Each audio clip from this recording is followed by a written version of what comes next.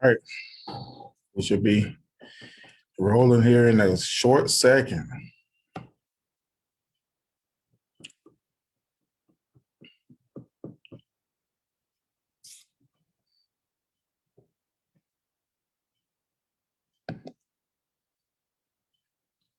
All right, let me double check. We are live on Facebook. Everyone wave and say hello to everyone on Facebook. We're live on Facebook. All right. Welcome to all of our friends in Facebook land and social media land. My name is Jamal Jefferson. I'm calling a meeting here tonight from the one and only NFL Yet Center at Jackson Heights. And tonight we have a wonderful group of teens here with us who are going to share their thoughts and their opinions and their feelings and their emotions on the topic of social justice. It is something that's been big in our country for forever, but here recently in the last year and a half, we've seen some things in our communities, in our nation that have sparked interest in social justice, has sparked conversations in social justice. So you're tuning in tonight for the teen perspective of social justice and how they really feel. We all think that we know. We want to think that we know what teens are feeling, how they're feeling, but tonight they're going to tell us themselves how they're feeling. So tonight with us, I have, like I said, a wonderful group. I have a wonderful group of my peers on with us here tonight to talk and engage the young people. So without any further ado, we're going to jump right into it and introduce ourselves and our group to you all here. So I'm going to start with Ariana.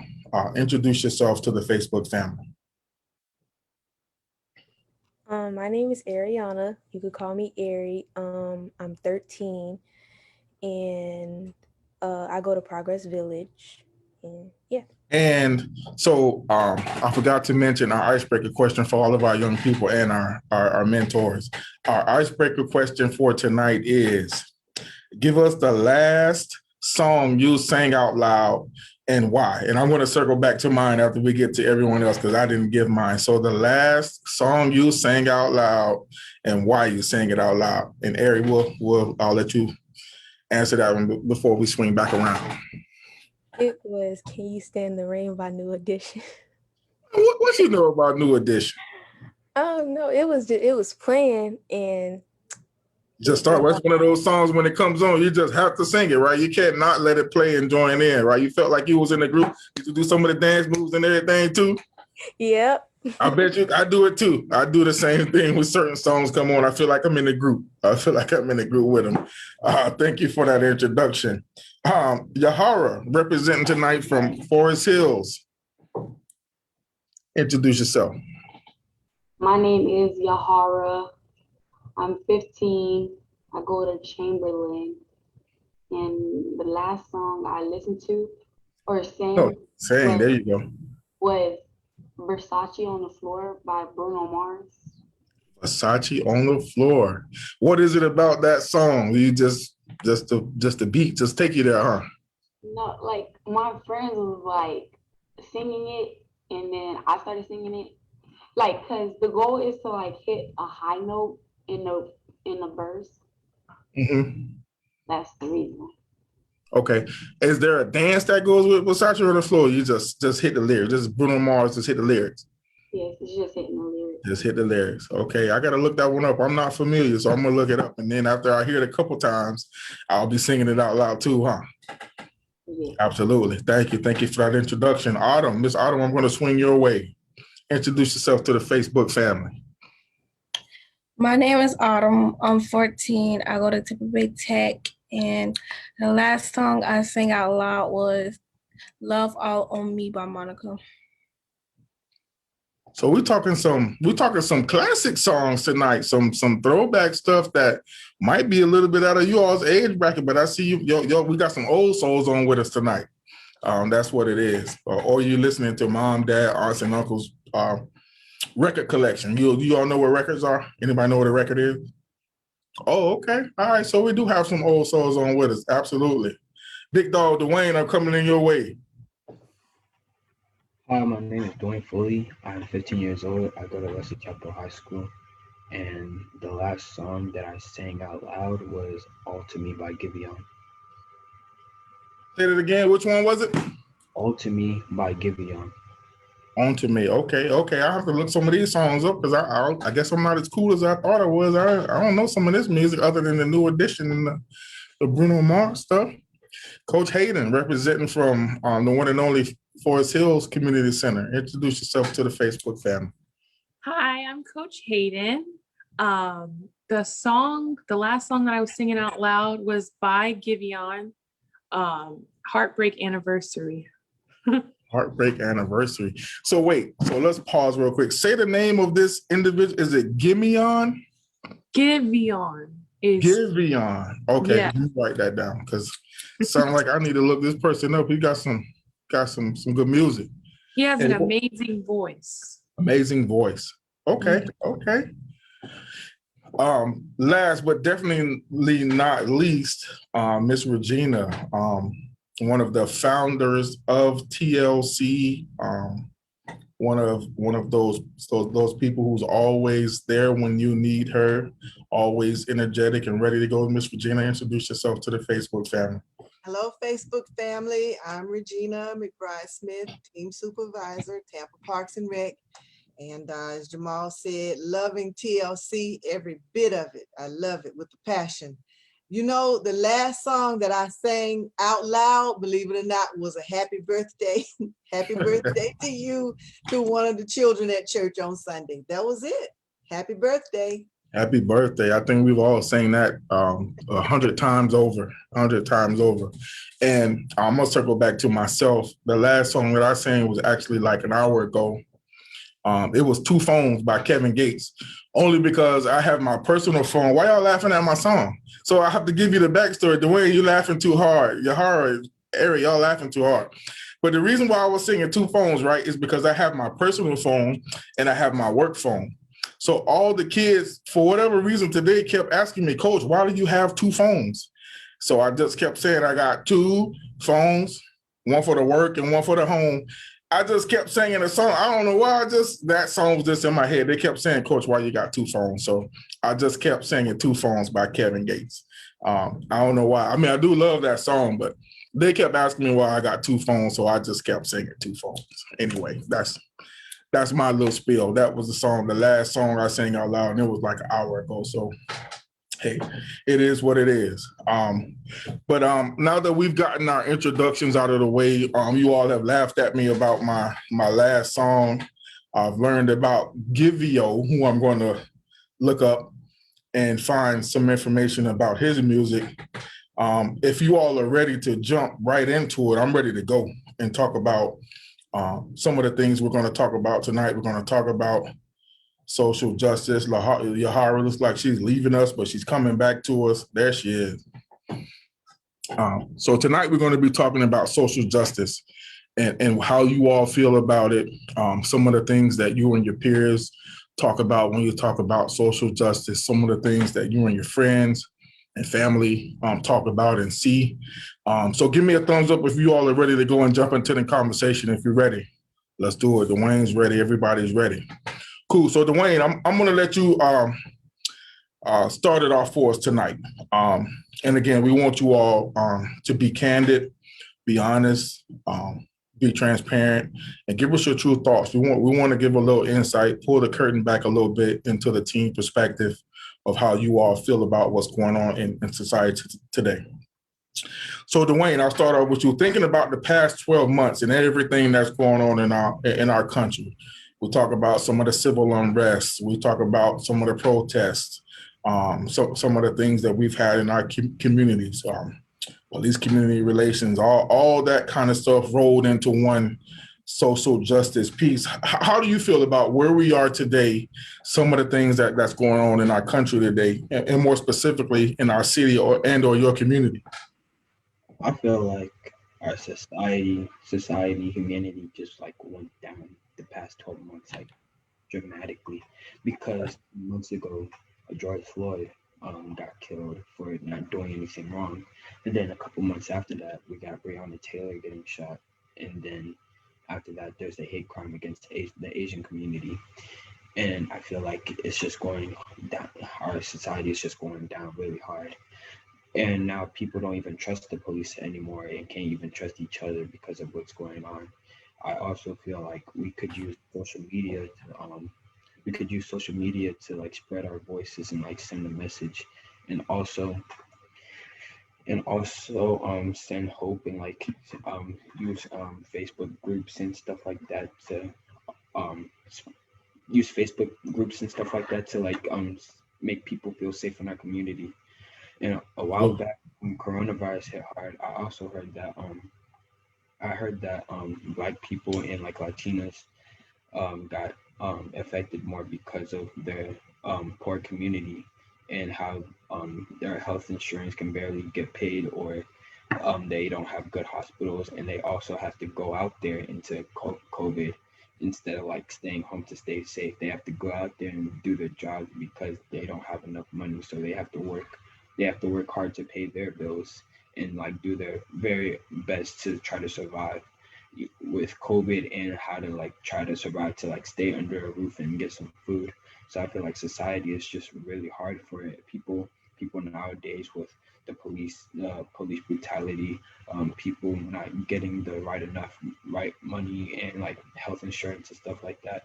And like sometimes I feel like social media is our last step to like try to bring peace to each other. Absolutely. Thank you, man. That was a great answer. And all of those things that you touched on are real issues, real things that are going on in our country today, man. So that was a well thought out, well detailed answer, Dwayne. I appreciate that, man. And we're going to put a pin in all of those thoughts because we're going to circle back to a lot of those things that you mentioned. We're going to talk a little bit about tonight. Ari, swinging your way next. How do you feel about where we are right now in our society? A lot of the social justice, the civil unrest, the protesting, just all of it rolled up into one. How do you feel about it? Okay, so social justice, I feel, is an equal opportunity for everyone, no matter the color of race. Me, myself, I have seen a lot of social injustice over the last 12 months, such as the attack on the Capitol and the murder of George Floyd. I feel social media plays a part in all of this because when something happens and it has to do on the race of someone's skin or the color of someone's skin, it gets posted on social media. And when it gets posted, it leads to the protests and the marches so that they can get justice for that person. Right. So when social media kind of like takes how people are feeling, good, bad, or indifferent, but social media will take people's feelings and just magnify it by like a million, right? You can get your thoughts out like that, whether it's good, then great. But a lot of that negativity and stuff can be shared and spread, at people's fingertips. So definitely, absolutely. And again, we're gonna circle back to a lot of the things that you all are touching on because you all are bringing up some really, really good points. Autumn, swinging your way. Same question to you. How do you feel about where we are right now? So a lot of the stuff that's been going on for the past year and a half. I feel like it feels like segregation without being segregated, because like the way we're treated is differently. Like say like a black person do a crime and a white person do it, like they don't get as much punishment as us. And oh my bad, they don't get as much punishment and they don't get like more trouble than we do. Or like if we do something very small and they do something big, we get in more trouble than they do. Okay, so you feel like, maybe the way punishment is given when things are happening is probably a little different and can use a little work. Okay, good answer. Yahara, swinging your way, one of the newcomers to our group. How do you feel about where we are right now? It's shaky because I feel like ever since this corona hit and people have been so trapped inside the house most of the time or whatever, and then all this stuff started happening with George Floyd and Breonna Taylor and riots, I feel like people are taking advantage of situations. They're reacting without thinking about anything, like any of the consequences. Although something bad did happen, they're not helping it because they're doing more bad things to like with it. Like after the situation with George Floyd, the riot, they're reacting to a bad thing with another bad thing. Absolutely. That's great. That's great insight, especially coming from a younger person. I love that insight because like you said, we all want to exercise our rights and exercise our voice and be heard. But again, sometimes we can take that energy and instead of putting it, where it needs to be, we just want to go out and hurt something, or we want to go out and hurt someone when that's not necessarily where our energy should be. So absolutely great answer. Coach Hayden, I'm going to swing your way a little bit. Coming from the younger adult perspective and kind of how you see things, give us a little insight on how you feel about where we are as a country right now. We're talking about the subject of social justice and some of the things that are going on. I definitely feel like things need to change. With it being the year 2021, we really shouldn't be going through these things that we've been going through since my grandma's grandma. It's gone back way too far in generations to keep it going. And I think we really need to just figure out how to get our voice heard for real and not just, deemed us as, or deemed the people that are protesting as rioters and stuff like that. If we can't protest, if we can't kneel, what is it that they want us to do as far as getting our point across? I think that's the big question. Absolutely. Like you said, those are some of the things when you talk about peaceful protests and you talk about some of those demonstrations that are that are silent protests, and some of those things, even those things are frowned upon sometimes. So it kind of leaves people wondering, what do we do? How can we get our point across? How can we be heard and still do it, like Yahara said, still do it gracefully and organized and still be heard and not, because sometimes people can tune. It's kind of like the old saying, pay attention to the message, not necessarily the messenger. But there are times when the messenger just is just the kind of person you just would never listen to because of their behavior, some of their actions. So I'm glad that you all brought that kind of stuff up, because that's what we want to touch on. We want to understand how you all feel about it and then come up with some solutions on how we can work. You all are going to be the future of our country, our future leaders, our future police officers and presidents and vice presidents and everything you all want to be. So you all are going to be sitting in our seats one day, talking to the generations behind you, asking the same question: what can we do? So we want to hear how you all feel about it, and you all have given some great answers. So again, I'm going to stay with you, Yahara, back your way.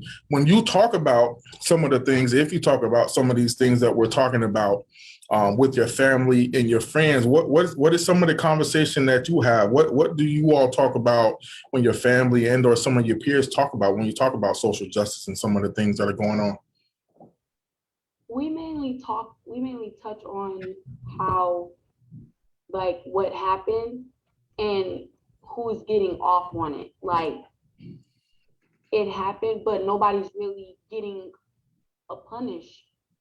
They're not really getting punished for the things that they've caused, aka really the police officers. So when you all talk, you're talking about a couple of different things. You're talking about what happened. You're talking about how it happened, and you're talking about, okay, are there consequences for these actions? Have the people been identified who committed these crimes or actions? So you all are talking about multiple things when you talk, right? You're talking you're talking a lot of things, and that's great dialogue to have. Now, when you talk, do you talk a lot? Do you talk more with your peers or your parents or adults? Or who do you engage with more about what's going on today? Mainly my peers. Okay.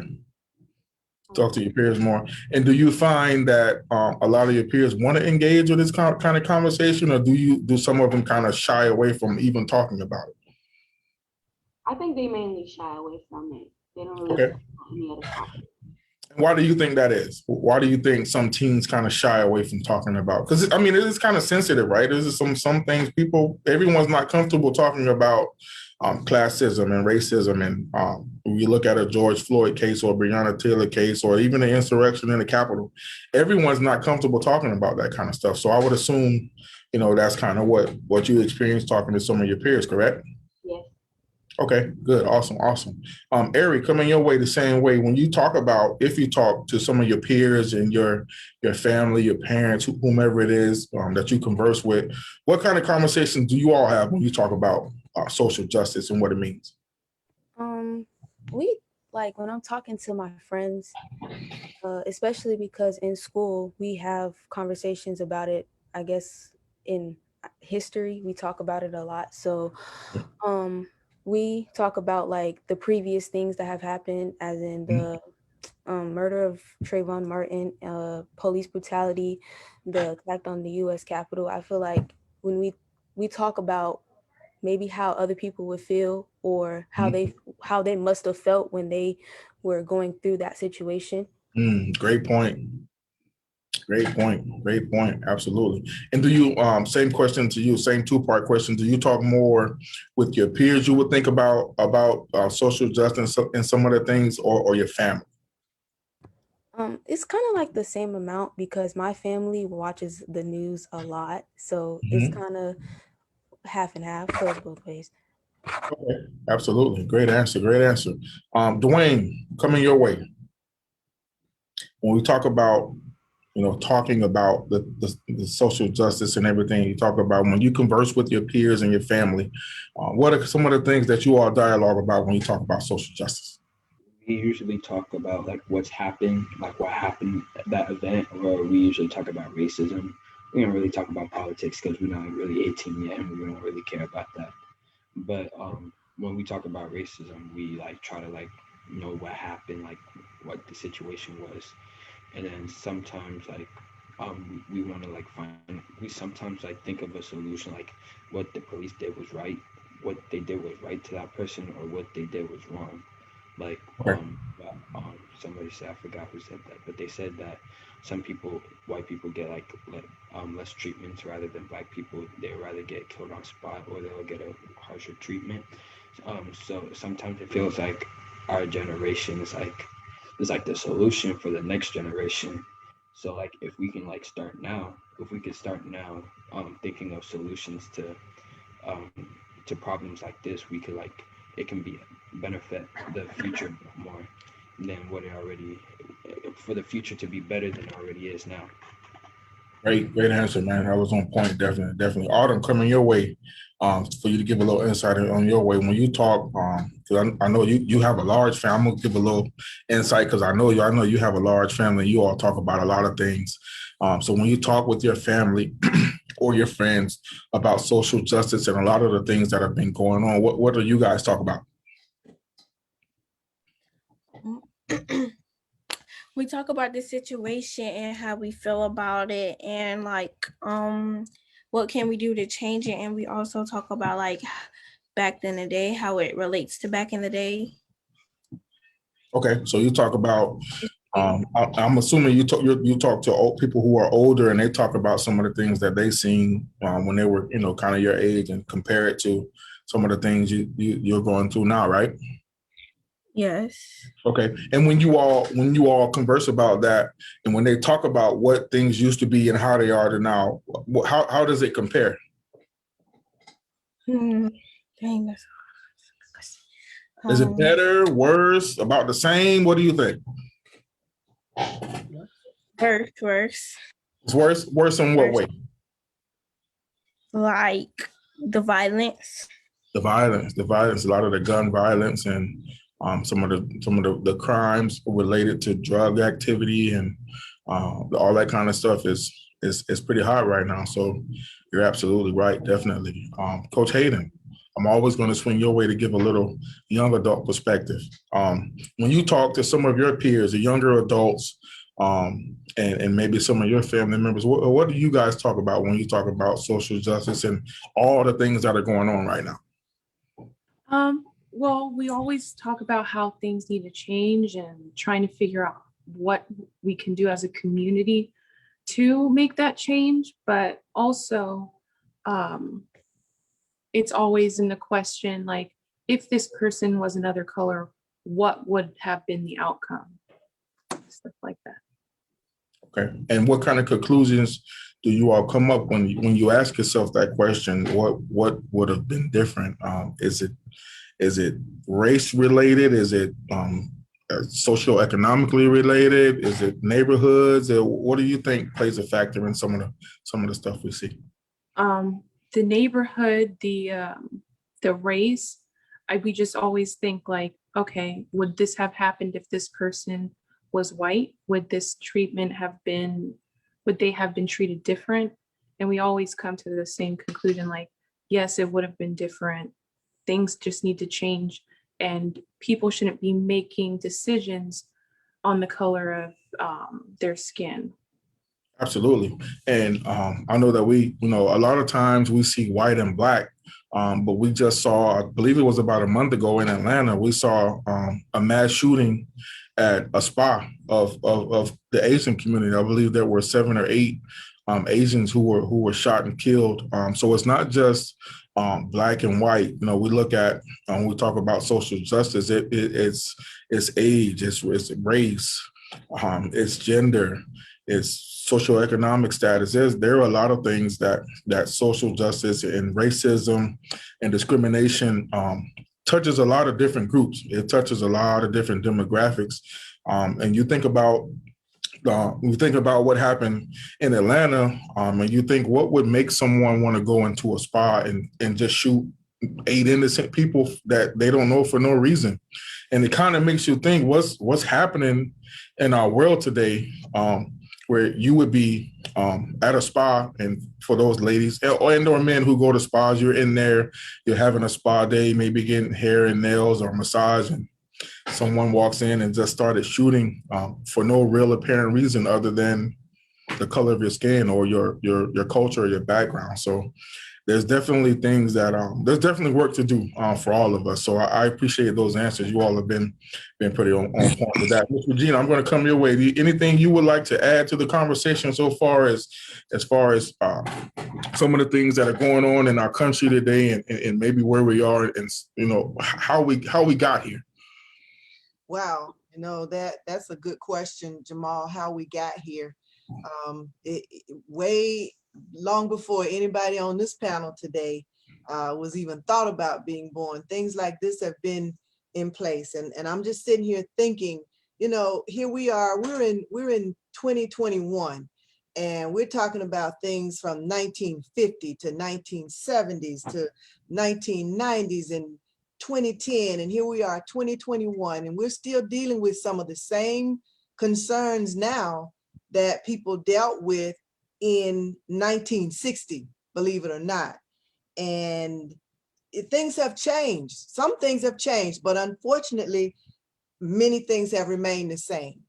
So we as a society, we really have a lot of work to do.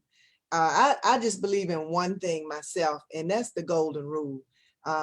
If we treated people like we wanted to be treated, I think that we'd be a lot farther ahead than we are. I'm going to save a few comments towards the very end because I'm really into this. I want to hear everything that's being said. I just do have to say, though, that it's not a black and white thing. There are inequalities out there way beyond just black and white. I mean, it goes across the gamut. And I think you mentioned that a few minutes ago, when you talked about the situation up in Atlanta, which was absolutely horrendous. But there are instances that we aren't even going to touch on tonight. There's so many things that are going on in so many places.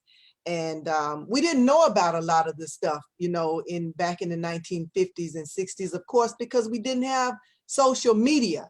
So a lot of these things went on and we didn't have access to it. We didn't know about it.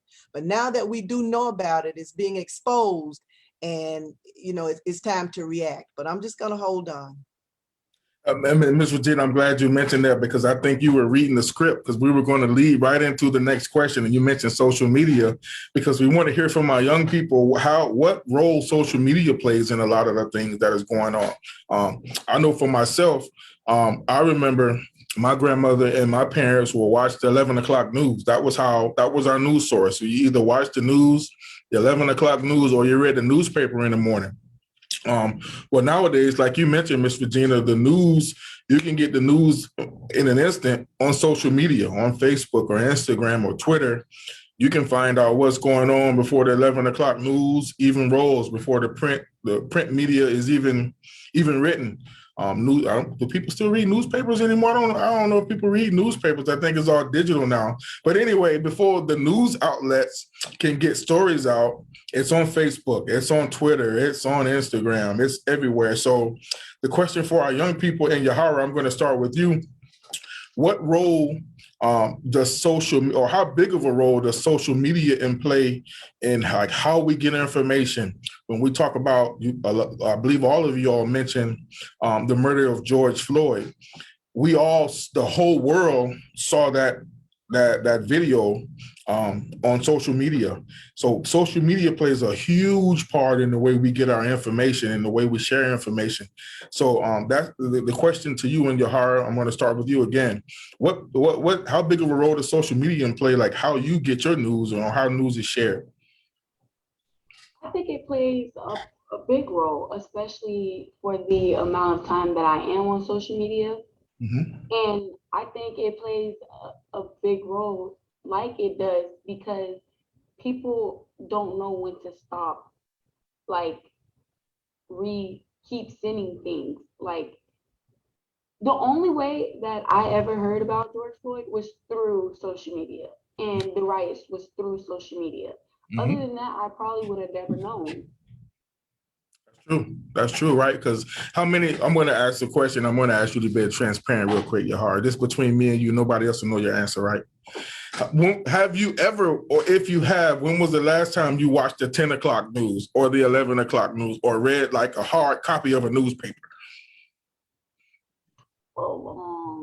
Long time, right? So social media, and it's true for me, and I'm sure the majority of those who are watching, social media is like our news source, right? That's like our news. That's replaced newspapers, and it's replaced the television news broadcast. So you're right.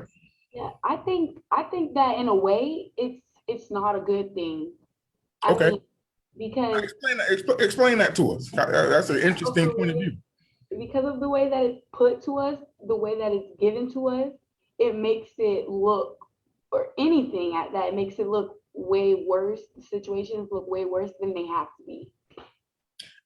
Man, that is an awesome point. And you know, when you said it, it triggered something in my mind because the news that we get on social media is unfiltered, right? Yeah. It's as raw as you can get it. Like the murder of, we keep referring to George Floyd because the trial is going on, so that's a hot topic right now. But when you think about that video, it was completely unfiltered. It wasn't edited. It wasn't chopped up. It was the way that it came across, right? So when you watch the news or you read the newspaper, that's filtered. There may be names redacted or removed. There may be certain clips they wouldn't show on the news or certain photos they wouldn't show in the newspaper. But you're absolutely right, 100% right. Social media is raw, uncut, unfiltered news. And that's an awesome point. I never even thought about it until you said it. So that's a great point. Social media is truly unfiltered news. That's an awesome point. Thank you for bringing that up because that was totally over my head too. I never thought about it. Great point. Autumn, coming your way. How big of a role does the social media play in how you receive information or how you see it transmitted? Social media plays a big role because, like, where what's her name? The last person said, like, without social media. Yeah, what Yahara said. Without social media, like, cause sometimes I be on a lot. I wouldn't know some of the stuff. We're not gonna tell nobody you on a lot. Like I wouldn't know a lot of the things that I see on the news, like the Asian hate crimes and like George Floyd and Breonna Taylor, because like they post it and they give you like unlimited Access, right? We can see it. Like it's right in front of when you log in, the first thing you see on your timeline sometime is what everybody's sharing, right? Yes. Absolutely, absolutely. So when you see it, when you see that stuff and it's unfiltered, like how does it make you? Do you feel good about some of the stuff you see? Do you kind of like, oh, I wish I didn't see that? How do you feel about some of the things that you see that you see on whatever social media platform you're using? I feel like so I wish I didn't see that sometimes. Absolutely. We all feel like, because the one thing about it is, and I know we all keep referring to George Floyd, but it's what's in front of our face right now. That's something you can never unsee, right? Like once you watch the video, you can't unsee that. You can't go back in time and say, "Oh, I'm just going to pretend like I've never seen it before," because it's stuff like that is ingrained in your memory sometime, and again, you can never unsee that kind of stuff. So that's a great point, Autumn. I appreciate that. Eric, coming your way, same question. How big of a role is social media playing in the way you receive and in the way that you get your news? I feel like it plays a big role because if anything happens, it does get to social. That's like the first thing it gets to. And I feel like if it's getting there right before it gets on the news, it's kind of like, oh, I don't need to look at the news anymore because everything is on social media. So it's kind of like, what's the point of the news if it's already going to be on social media? And I feel like some of the people in this generation is toxic. So of course they're going to have something to always say about something or whatever. But of course, when it gets to social media, it's really no point into looking at the news. Right. You got it all right there, right? You don't need to read the newspaper the next day because you know the who, what, when, why, and where from social media. So again, great point. These are really, really awesome points that you all are bringing up.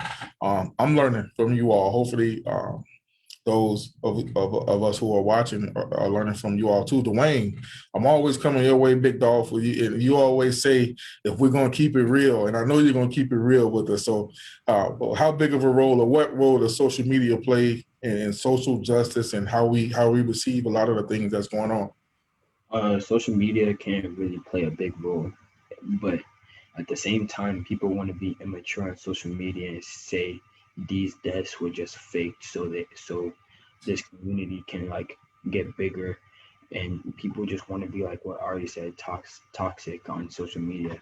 But in reality, people could use social media as a voice and as a message, and they can also like say what they have on their mind to spread the word and to show that this wasn't fair to this person that got killed because of their skin color or their race and all that.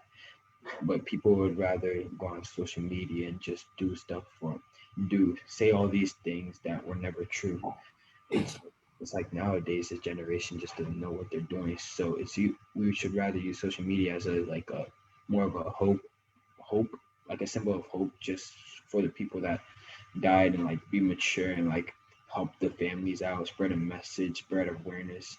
And social media is really important because like what Ari said, there's literally no point in the news because social media is there for now, and social media pretty much has everything at this point. Absolutely. And just to expand on your point again, great points. I think Yahara disappeared on Yahara. Come back. There you are. So to expand on that point a little bit, Dwayne. So back when I was a teenager, I'm not gonna say I can say what year. It was like the early 90s, man. I'm not that old. I'm still cool. So in the early 90s, right? Before the internet was really popping like it is now, and we definitely didn't have social media. So if we talk about something like the George Floyd case that was happening in Minnesota, Minneapolis, Minnesota, we probably would have never known about George Floyd being murdered or the trial because there's no internet. We don't get the newspaper from Minneapolis, Minnesota here in Tampa. There's no Facebook and Instagram and Twitter. So in 1994, when I was in high school, I would have never known George Floyd's case was happening. I probably would have never known about the protests and all of the events that come after what happened to George Floyd. And we can say Breonna Taylor, we can say, well, not so much the insurrection because that's national news. But when you think about Breonna Taylor, I believe she was in Cincinnati, Ohio. We think about events that happen in other places. Here in Tampa, we probably wouldn't know George Floyd's name or his story. We probably wouldn't know Breonna Taylor's name or her story because we don't get the newspaper from those cities. There's no social media. We definitely don't get their news outlets here in Tampa. So when you think about social media and the internet, that's broadened our knowledge base by a million because we can know what's going on. You can pick the furthest. We know what's going on the moon right now because of Facebook and social media and Twitter, and NASA will send a tweet out when they put another man on the moon or when they make it to Mars. There'll be a tweet that goes out and we'll know it when he's on Mars, right? So we'll get that information as quick as possible. And you talk about back in the day, we never knew what was going on. So those are great points. Coach Hayden, I'm going to swing your way. Anything you'd like to add about social media and the role it plays? I think a lot of our young people have touched on it a lot, but I want to swing your way and see if you can add some insight. Yeah, like on what Yahara was saying, for the first time ever, the news is now like what social media is. The news is unfiltered. You wouldn't have a biased opinion from the news outlets. You'd get it directly from the source because, let's face it, almost everyone has a social media account, and it shines a light on things that necessarily wouldn't have been shined on back then. So you kind of have it, everything, all the things that are happening, you wouldn't necessarily get from the news. You have it all at your fingertips. Absolutely. Ms. Regina, I know you said you want to wait a little bit later, but I want to bring you in on how this role that social media and how social media is played. So how does social media or those kind of things affect like how you get information? As someone who self-admittedly doesn't do social media a lot, how do you receive your news and the things that are going on and the hot topics and the hot issues? How are you receiving that stuff? Well, I do watch the news. I watch the news every night. Okay. And I get up in the morning and I watch the news. And I also hear from social media followers, though. I'm very much aware of what's going on at all times. I keep my eye on the news and some social media. I'm not into it like the ones on this panel today. I'm not every 15 minutes looking at something, but I am in touch and on top of it like that. But let me tell you something, I do watch the news, yes, and I read the newspaper too, because I just grew up doing that because we didn't have what you all have now. So it's just in me to do that. The 11 o'clock news was how we went to sleep at night. After the news went off, then the next thing that came on was the national anthem and the TV went dark, and that was it. I remember those days, and my age, and well, my age too, because in my grandmother's house, like we were the remote control, and we didn't change the channel because we just weren't allowed to do things like that. We didn't get it. We didn't get to choose what we watched at my grandmother's house and at my parents' house. So at 11 o'clock. It didn't matter if they were giving away $1 million. We were watching the news, and that's what we were doing at 11 o'clock. There was no negotiating. There were no other options. We know you're either going to go to sleep or you're going to watch the news, one of the two. So absolutely, we appreciate that honesty. And like I said, social media has just magnified everything in our country. And when you talk about a lot of the things that are happening, have probably been happening for a long time, but they've never been videoed. You can pull out your phone now and you can video something in an instant and hit share, and the whole world can see it. none of the stuff that's happening now is new. It's just being exposed. And that's how social media kind of does that for us. So we're gonna continue on that conversation. I am appreciating our young people's answers and everything that you all are giving to us tonight. So we definitely we've got some. I'll pause real quick. We've got some comments on Facebook. People are loving you all's conversation. We have someone said they're 30 years old and they don't have any interactions with teens, so they appreciate hearing this perspective from this generation. We got a couple people have said great answers after you all have given your answers, and talked. Some individuals who are piggybacking off of our conversation and talking about the role that social media and the internet in general is playing into what we're doing. So let's keep this conversation rolling. We definitely appreciate it. So we're going to go back to kind of what we're talking about our community, more specifically like our city here in Tampa, where we are right now. And I'll start with you, Dwayne. How safe do you feel right now in your community is the first part of the question. Second part of the question, what can we do? What can we do as a group, as a community to keep things safer and make things safer for all of us? I'm always thanking God that I feel safe in my community. Every single day I feel safe because I know I'm gonna feel safe because I got everybody by my side. I got people that I trust and everything. But that doesn't I know the fact that other communities ain't safe. I know that they're going through stuff that kids are not really, they can't really grow up because they live in a community where bullets are flying and they're getting shot in home robberies. I feel like that we could like make fundraisers and like do things that can like provide that community to grow up strong and healthy, like the communities we live in now.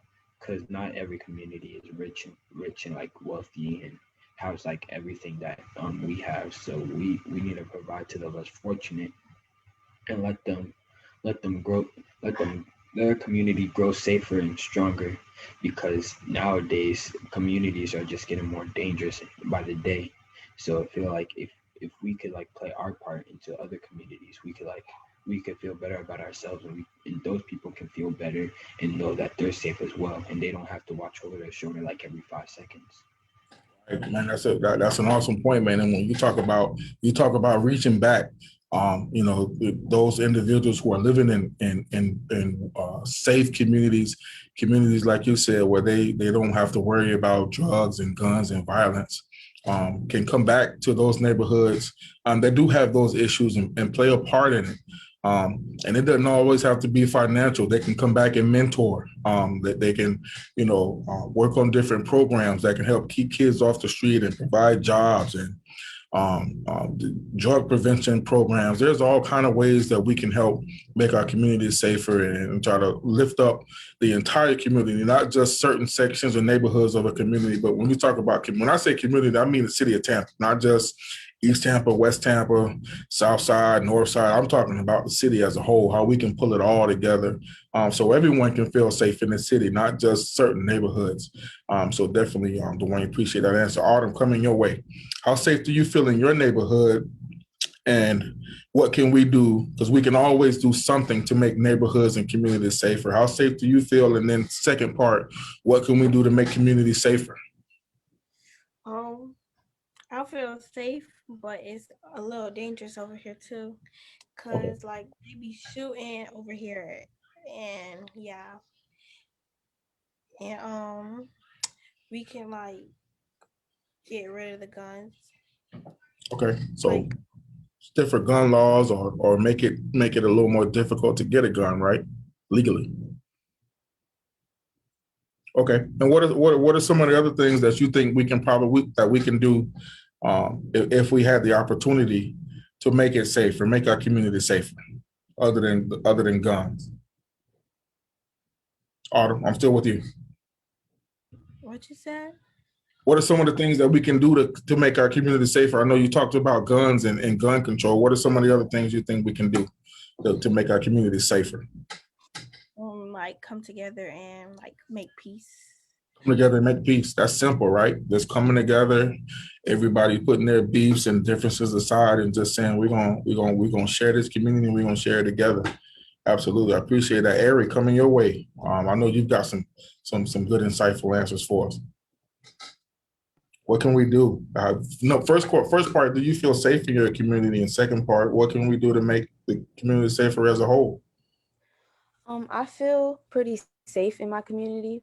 And I know some, like Dwayne said, some places aren't safe, as maybe my place may be safe, but others probably aren't. And I feel like how we could probably make it safer is if sometimes if you tell a person some, it may help if you tell a person how, if you feel safe or if you don't. And I feel like if you talk about it, then maybe it could change how a person's perspective is on things, and maybe they can help chime in on how they could help make it safe.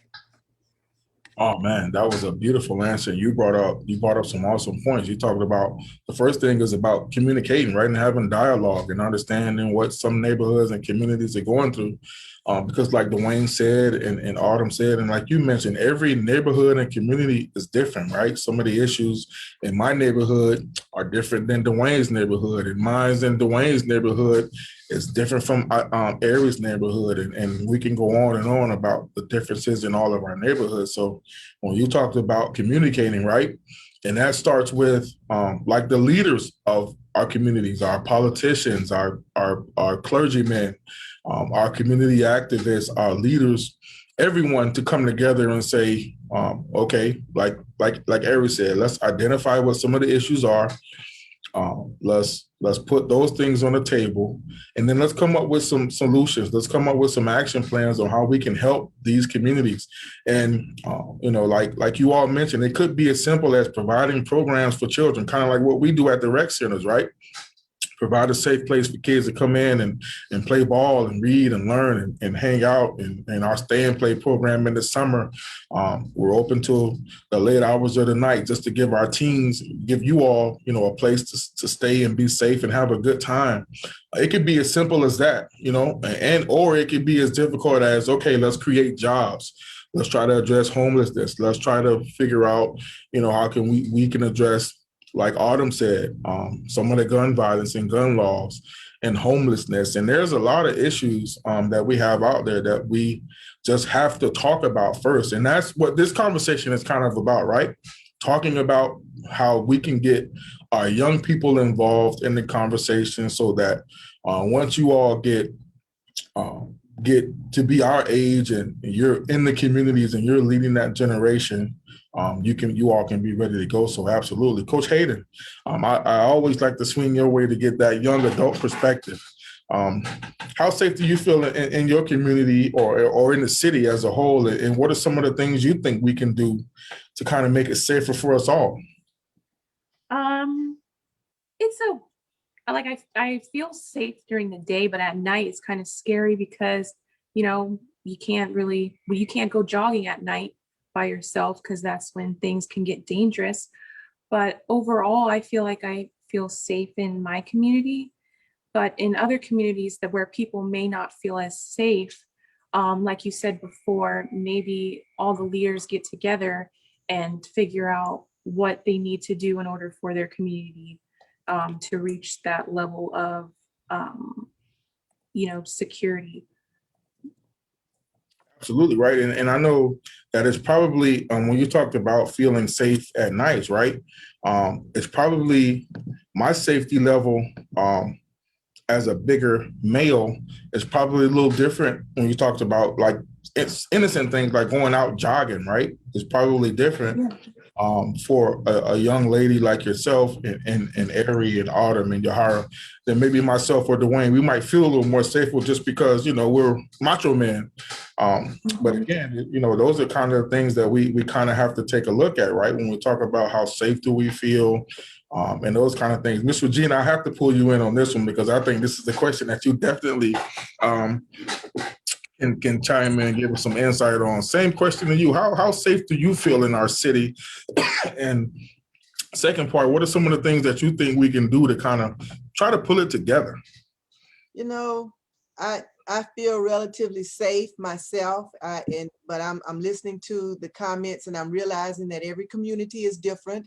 So Mhm. how I feel in my community may certainly not be how someone else feels in theirs.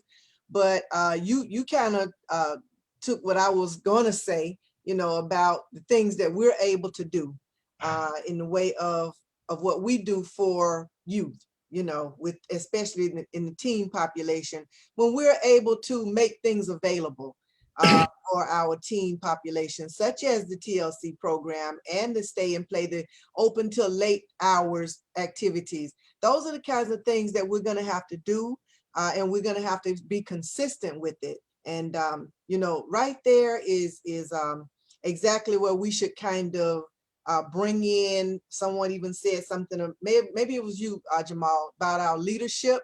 Mhm. All of those who help to make the laws, those who help us and encourage us in our communities. Those are the ones that we're going to have to speak to. This right here, things like this will open up dialogue.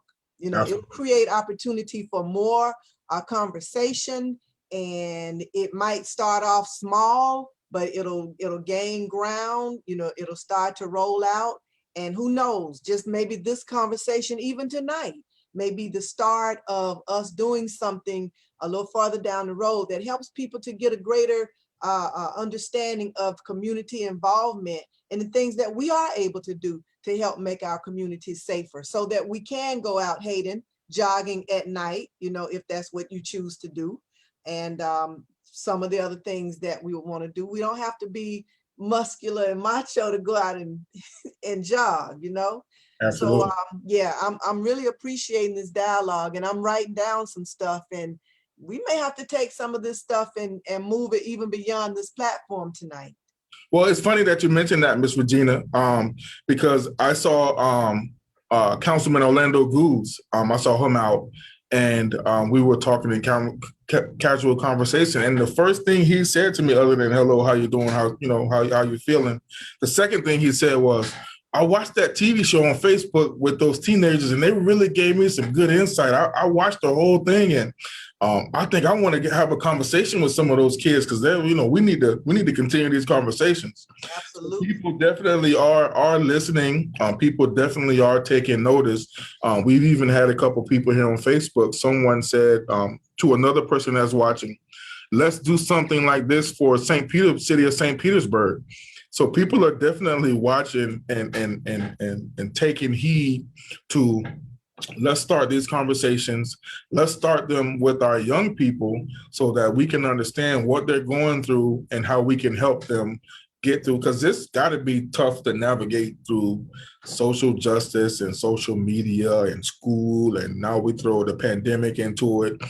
Being a teenager in 2021 is much more difficult than it was for me in the early 90s, I'm sure.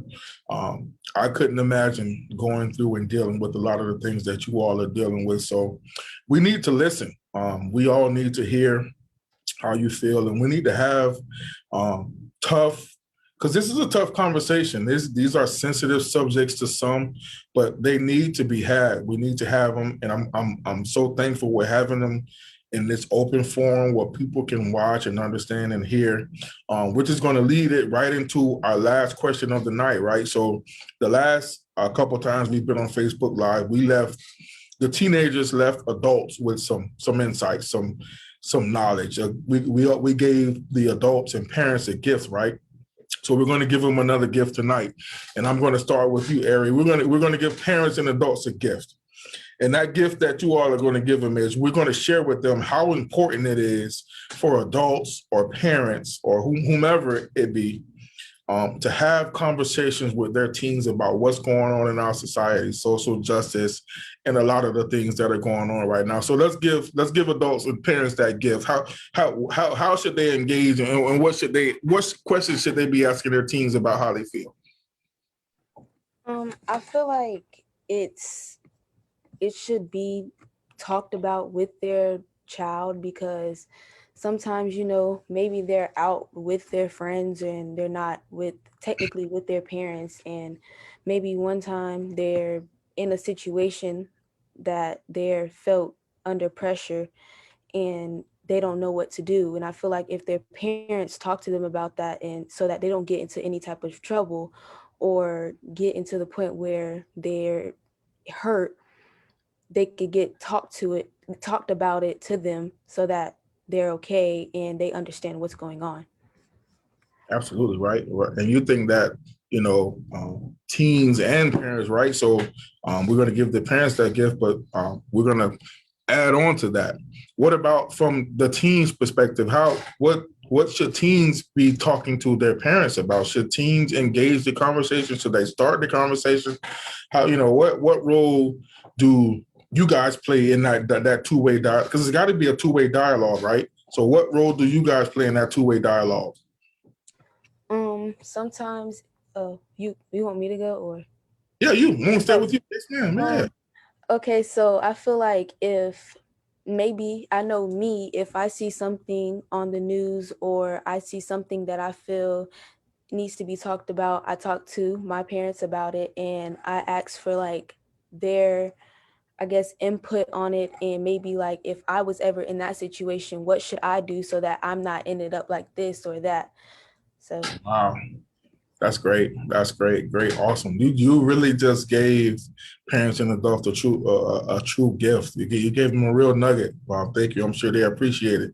Yahara, coming your way. Let's give your gift to those adults or people like me who are trying to engage either our children, our nieces and nephews, kids that we mentor. Give us a gift. How should we engage with you all?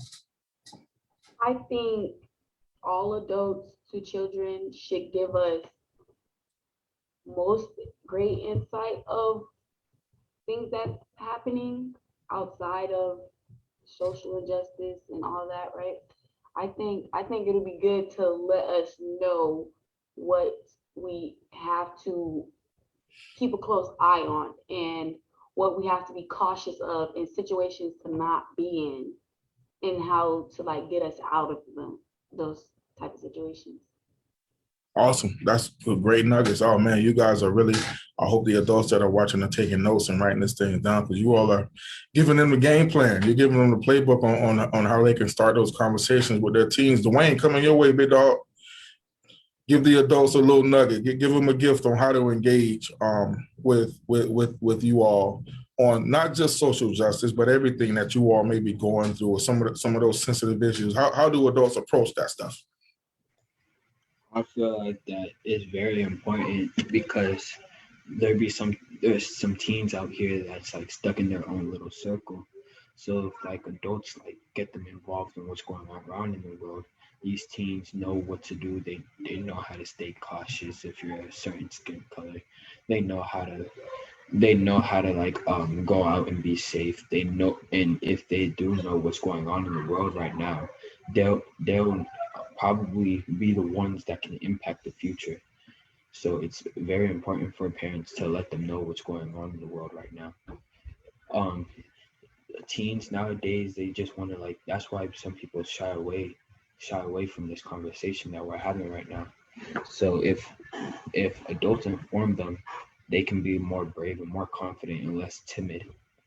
Because my mom is always reminding me to like stay bold and stuff. So like if you can be less timid, you can be more out there in the world and be more encouraging and be more brave and bold, and you can stop staying in your little circle. Right. That's great, man. And I'm going to piggyback on some of the things you mentioned, right? Like it's important for teens and parents to develop that trust between each other, right? That goes both ways.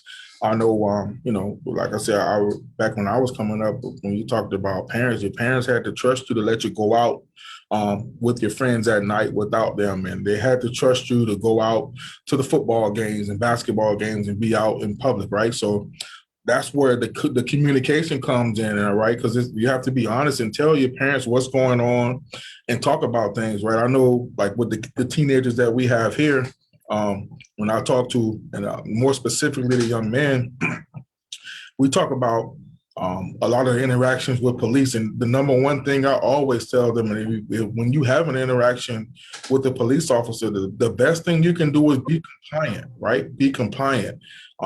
Follow all the commands that they've given you.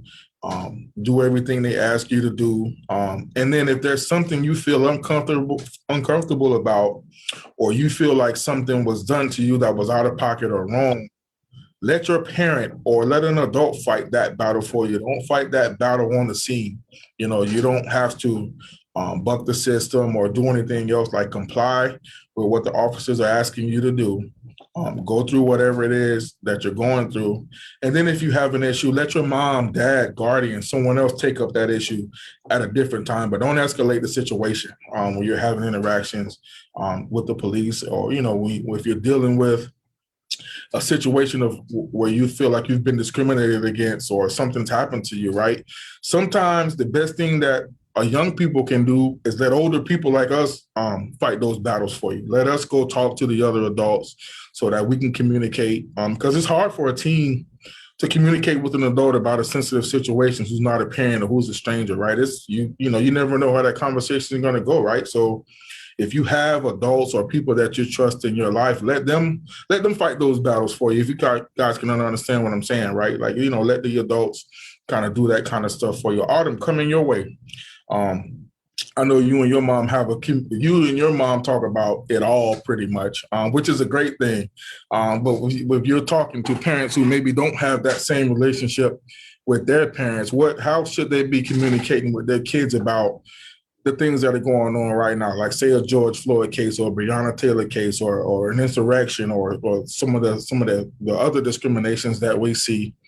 How should parents be communicating with that kind of stuff?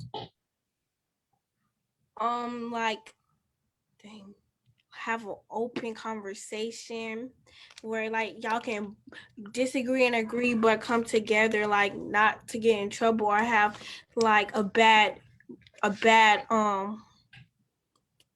thing. What's the word called? A big blow up, right? Like have a fight about it or have an argument. Yes, like a big argument, like be there by their side through everything. Right, and I'm gonna stay right there with that one, right? And let them tell you how they feel.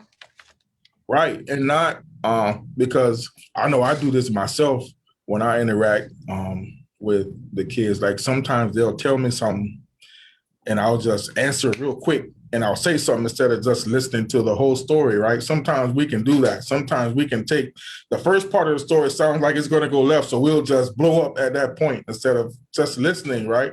I see Yahara shaking her head like, yeah, that's pretty much how it happens, right? But that's because we're protectors, like, right? We're protectors of you all. We feel like we have to put our cape on and save you all the time.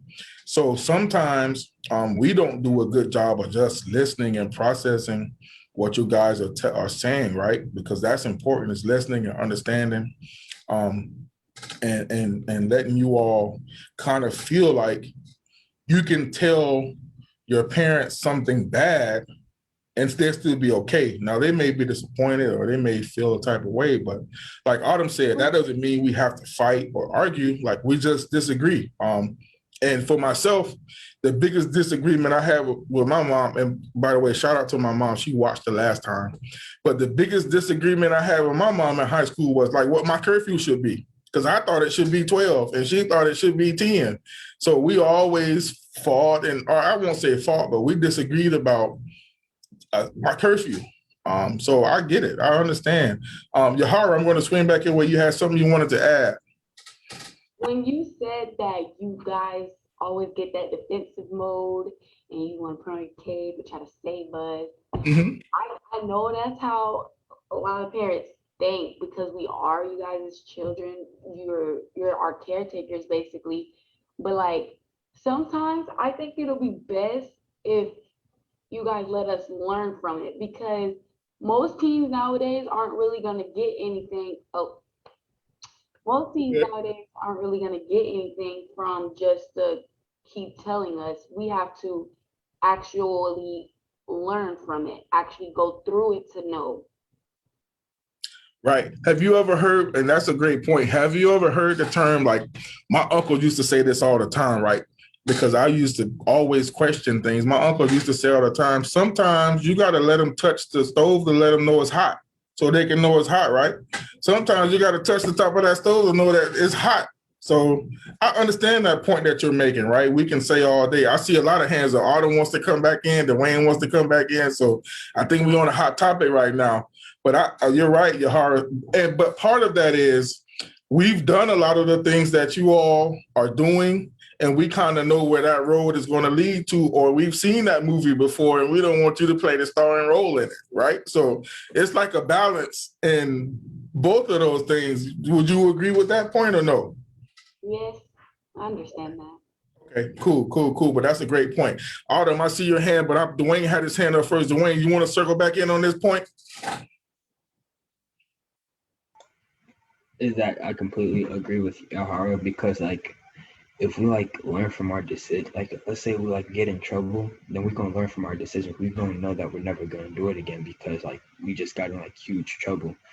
So it's like best if you guys like sometimes give us freedom, but at the same time, like try to be like strict so we can know, you guys can know that we're still safe. We're still safe in this dangerous world. Right. So I believe that's like freedom, but also with boundaries, right? So like we want to let you all maybe roam around the yard a little bit, but not go outside the gate. You understand that concept? Not necessarily that that literal, but you all can go out, have a little bit of time, but there's a boundary. There's a certain places you still can't go. Maybe certain places we still don't want you to hang out with. Certain things we definitely don't want you to do. So I definitely get that. Autumn, I'm coming back your way again. You had your hand up. You want to come back in? Yes, sir. Give it to me. Okay, so like it's just an add-on to Okay. what I had said. So also that us teens, we don't want to feel judged based off what we feel, and Okay. that sometimes we want somebody to listen and talk to us, and that sometimes parents forget that they were our age once upon a time. True story, right? So Autumn, you know me, right? So we spent a lot of time at a Yes Center. So I'm not one of those people who act like I was an angel when I was a teenager, right? Because my mom is watching. I don't know if she knows how to comment, but if she were to comment on this live, she would say, yeah, he definitely was not an angel. So I don't try to project that on teens, right? I made a lot of mistakes. I did a lot of things that I probably shouldn't have done. In the process of growing up now, nothing ridiculous, but we all, like some of you all, if we're being transparent, probably have done a thing or two that our parents would probably say, yeah, you probably shouldn't have done that, right? So we get it. We've been there before. But again, attacking Yahara and Dwayne's point, some of us have seen those movies before, and I don't want you to play the starring role in the movie that I starred in 1994. Like, we can do something different because I know how that movie's going to end, right? The credits have already rolled on that one, so I get it.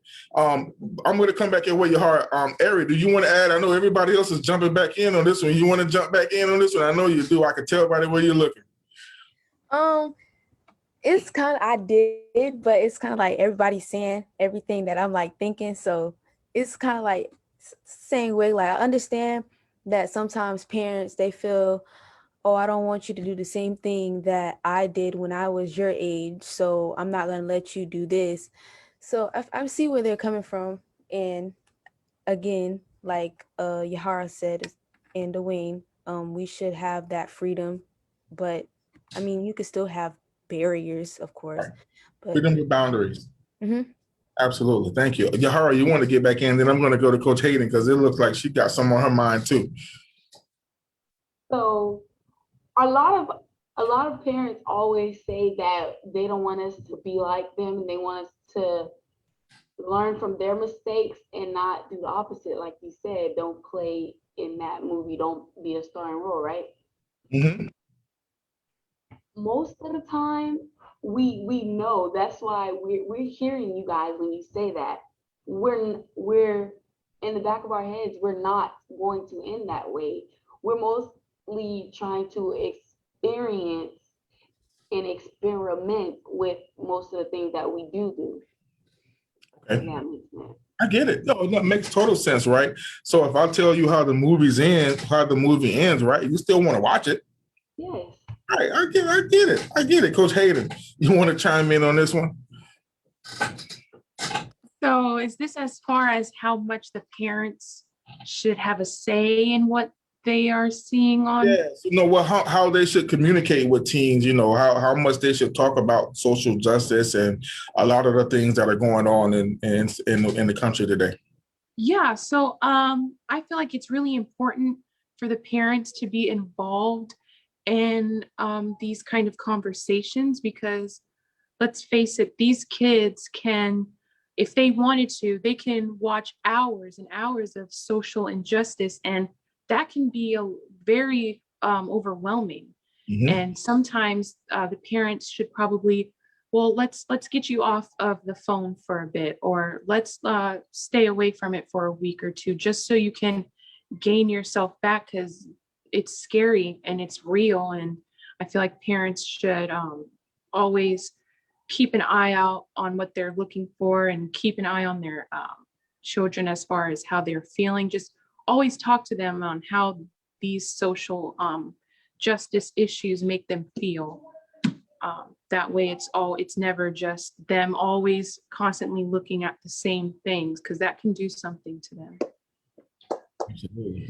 Thank you for that insight. Ms. Regina, I'm going to swing your way as a parent. I'm maybe not a parent of those who were during the social media era, but as a parent, how important do you think it is to engage and kind of do like what we're doing here tonight, right? Having a tough conversation, talking about things that may be sensitive with the teen demographic.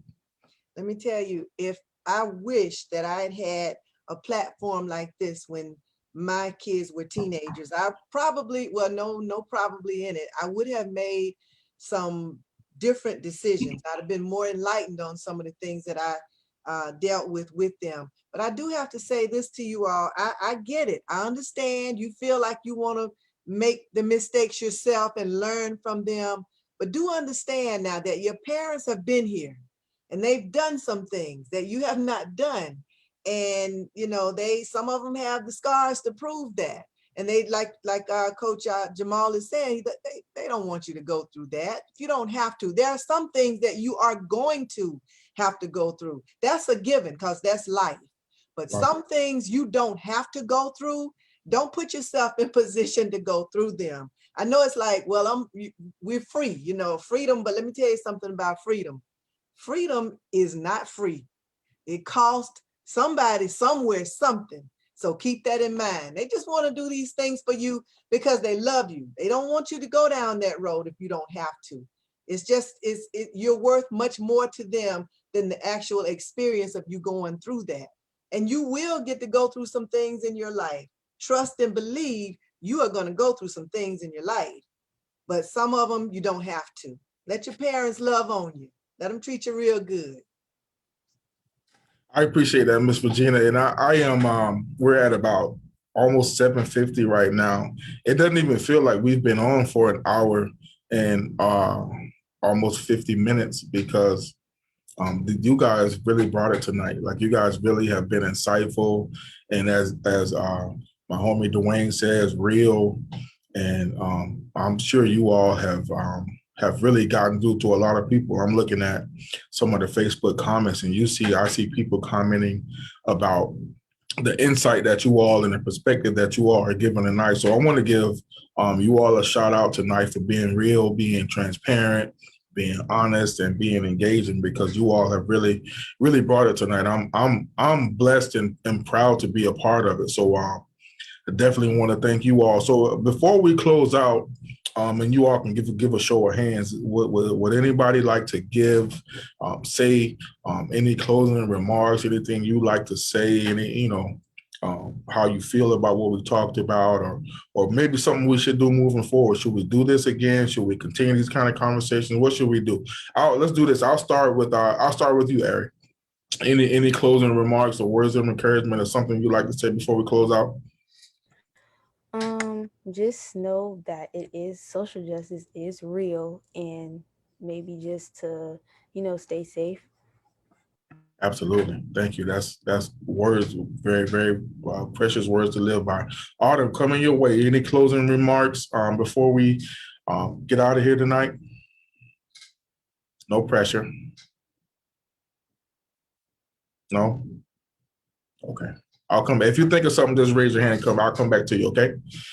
Yahara, any closing remarks or anything you'd like to say before we close up shop here tonight? Yes, I think what we've talked about is very eye-opening. I think we talked about some good things. And like Ariana says, stay safe because Corona is real. There you go. Yeah, absolutely. That's very, very well said. Dwayne, I always let you back clean up. Homie, go ahead, man. Hit it out the park for us before we close out. Just that it's a dangerous world. People should really try to stay safe. And if you want to impact it, if you're too scared to try to impact the world, just don't be scared. Just do it. Just do it, right? Like Nike, just do it. If you want to make a difference, just do it. Coach Hayden, swinging your way. Any closing words before we get out of here? Just that if you do find yourself overwhelmed with the social injustice issues that are going on, don't feel scared to just put the phone down, put it away, and go ahead and talk to somebody, maybe a friend or a family member, just to take a load off, because that kind of stuff is really heavy and it can be very overwhelming at times. So just put the phone away for a day or two and just recollect yourself. Okay, Autumn, I'm going to swing back your way. You got your hand up. You got some. You want to close? Say a couple closing words before we go. Yes. Okay, so this for the parents to have open communication with your kids and ask them how their day is and ask them how they feel to make them feel loved. Absolutely. Love parents. I believe she just told all of us to love on our children, right? That's what you're saying. Autumn, love on your kids. Take a sincere interest on what's going on with your kids. Miss Regina, I see that smile. Go ahead. I'm coming your way. I just appreciate what Autumn said just then so much, keeping that line of communication open. And yes, I do watch the news. I just wanted to say that this platform tonight was just absolutely amazing and just touched on so many things and got me thinking about so many different things. I really wish that this had been available when my kids were teenagers back years ago. But anyway, I do want to say that, everybody has feelings and everybody has worth and value and should be treated as such. We live in a time when we can send a person in outer space. We can know what's going on Mars. We can know through social media what's going on anywhere in the world.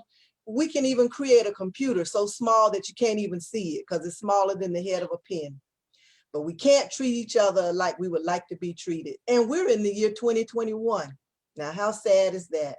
But you know what? The solutions of many of the issues that we're faced with today starts with pure, positive, transparent dialogue like you all gave tonight. I hope that this starts a great dialogue, great discussions, in classrooms and at some of the parks where we have teen programming going on. Some of the adults are going to be talking about it, in ways that we can make a difference with social justice and making a difference in our communities. And I always say, if we're not part of the solution, we might be part of the problem. So we all have a part to play in getting it together. We can do this. We just got to work together. We just got to get on one accord and we have to work together. Thank you so much, teens, for the enlightenment tonight. I feel I'm much better off now than I was a couple of hours ago. I got to say that much. Thank you. Absolutely. Thank you, Ms. Regina. I'm going to just read through some of these comments real quick. Hayden, do you know who Misty Mack is? Oh, your last name is Mack too. So who's Misty Mack? That's my mother. So your mother says on the Facebook comments, "I love you, Hayden." Your mom is watching and she said, "Don't hide your face. Your mother told you she loves you. You better say, I love you." I love you too, Mom. There you go. You got to say it back. Absolutely. We've got a bunch of comments. There's China Rose says, "Great job, everyone."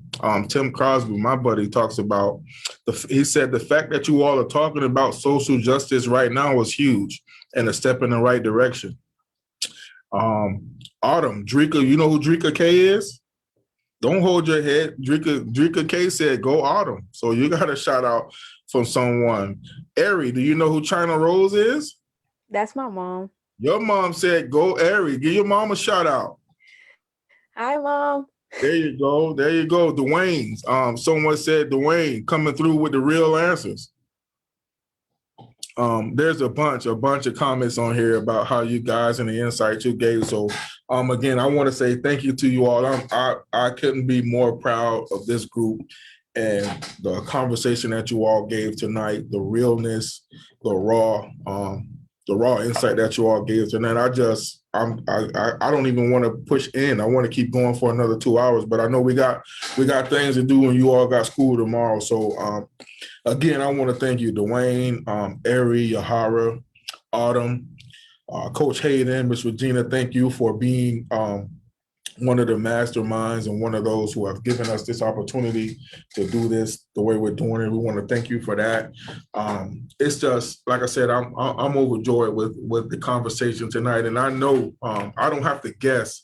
I can look at the Facebook comments and understand that people are really, really getting a lot out of what you all are doing. So thank you all for that. So with that, we'll be back again in 2 weeks. We'll be doing this every 2 weeks. We'll be coming with different topics and different things, and we'll be talking the team perspective. So those of you all who are watching us on Facebook, we'll be back again. We definitely will continue to hit the hot topics. Autumn, Coach Lakiria said, awesome job tonight and awesome job to everyone.